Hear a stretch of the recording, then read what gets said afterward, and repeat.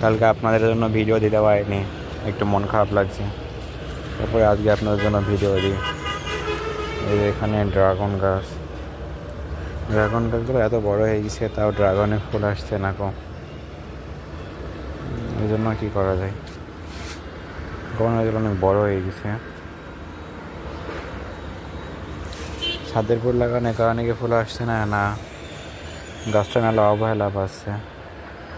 ঠিক কোন কারণে গাছটা যে ফুল আসছে না এটা বোঝা যাচ্ছে না। ড্রাগন গাছের সাথে আপনারা উপকার হিসেবে দেখেন। ড্রাগন গাছ অনেক ভালো। বর্ষার টাইমে কি ড্রাগন গাছ আবার হচ্ছে মানে বর্ষার টাইমে ড্রাগন গাছে কী কী সার দেওয়া উচিত এগুলো আপনারা জানাইলে ভালো হতো। জানাইন। এখানে তো এবার আল্লাহ কেটে পড়ে আছে নাকি, আবার নিচে পড়ে আছে, এখান থেকে আবার শিকড় বের হয়েছে, শুকিয়ে গেছে একদম।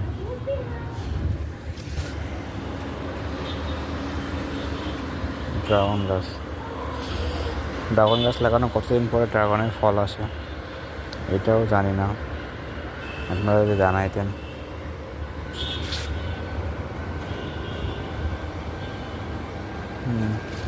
এখানে কি বান দেওয়া উচিত কোনোভাবে, কীভাবে বান দেওয়া উচিত বুঝতে পারছি না। সাদের তো ড্রাগন গাছে আছে এপাশে, আর কিছুই নেই।